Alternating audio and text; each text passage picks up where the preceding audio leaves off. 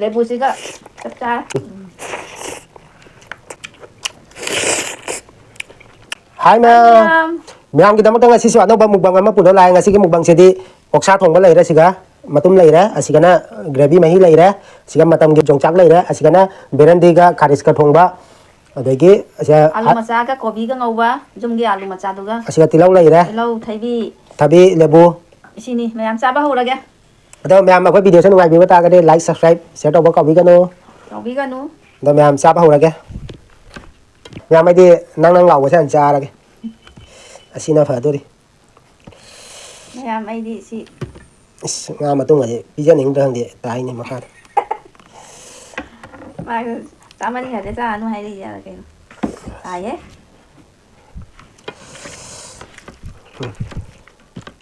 khajing yao đi khajing yao nga de jap chore nga se bo puthi ho khajing ho kharis macha ho Berendi sini hau tu đi chứ hapchala thong sai bây giờ mà thâu đá rồi xí cái tang sẽ không trao nó khô ra cái ngay xí đi lebu se chun ya ani lebu se mấy thâu qua cái này em berendi thong ba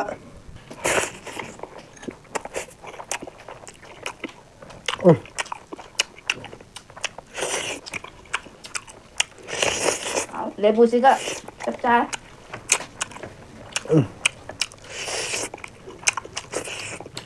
Mèo mà luôn đi phải rau đấy.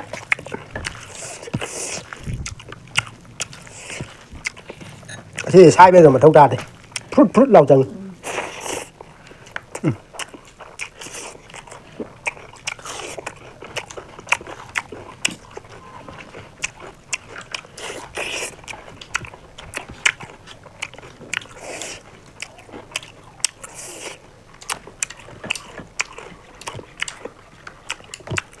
ê ra gam tani ngama deh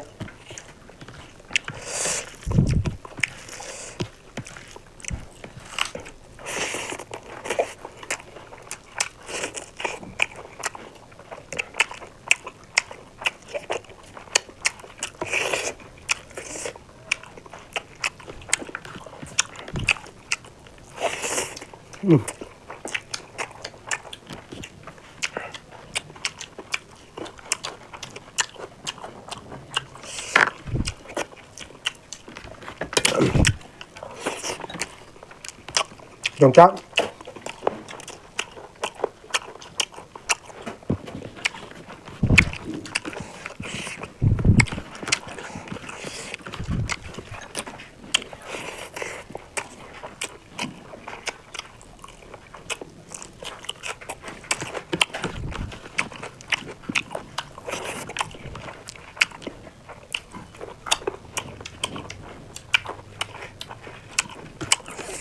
sao mình phải thôi.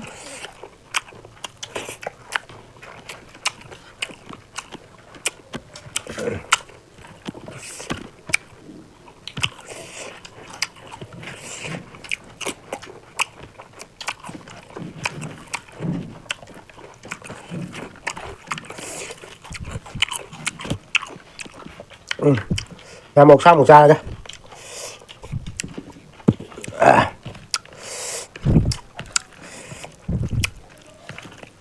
thơm chạp chạp rồi Thôi phải đến thôi. Không một cặp ta phải đến thôi. le bu sẽ mấy bữa đi thôi sang nó sum mấy mà thâu tay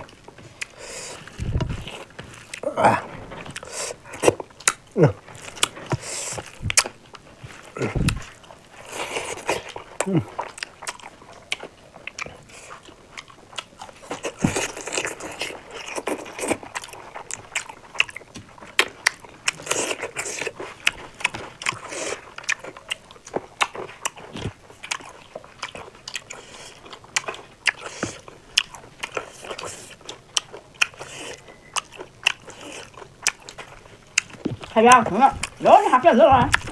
Mình nên đổ ra lại phân đừng. Đất lượng hạt trên nó sạch thôi rồi.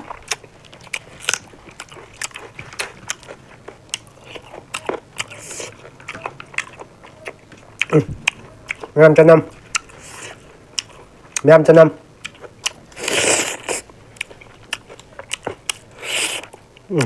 Hả?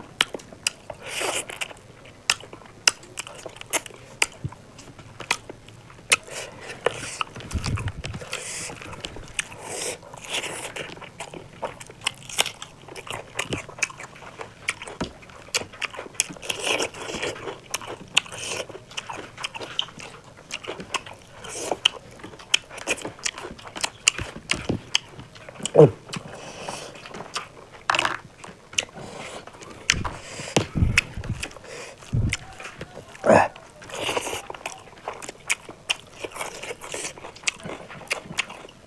ะครับ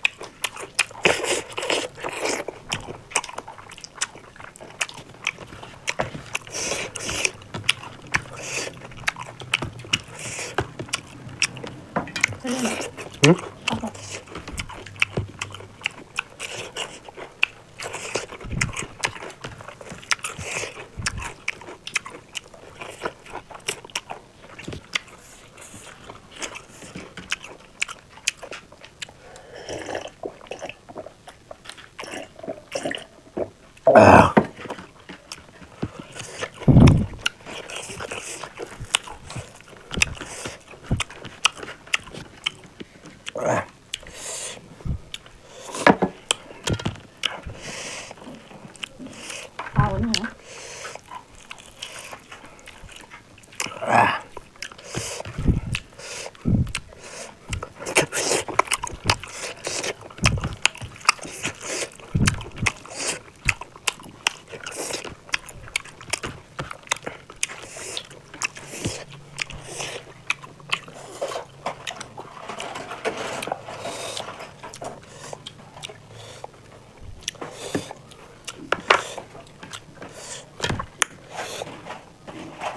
Marisag.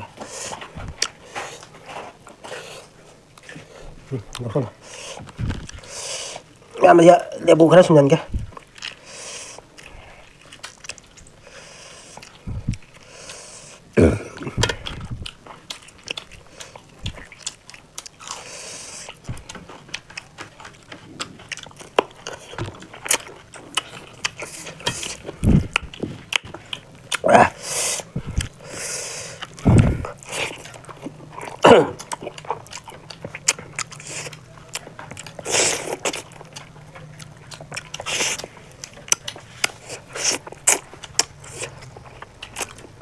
Hawa sa tanam na hili ba?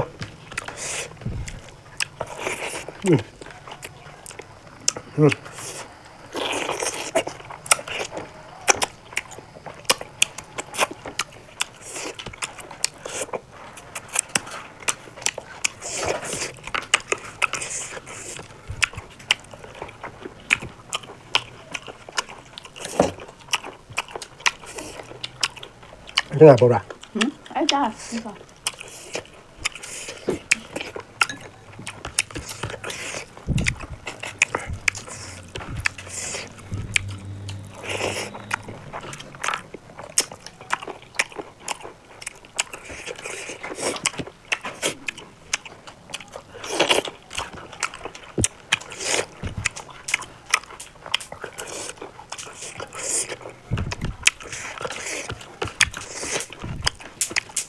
Bangun.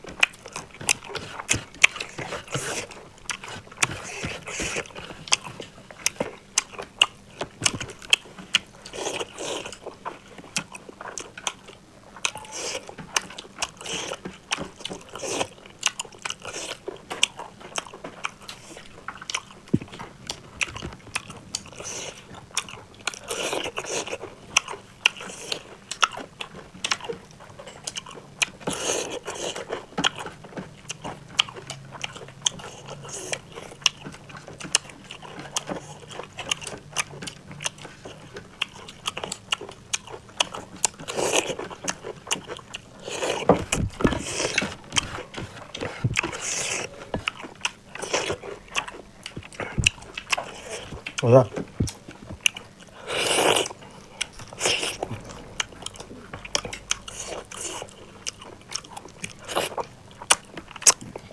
À.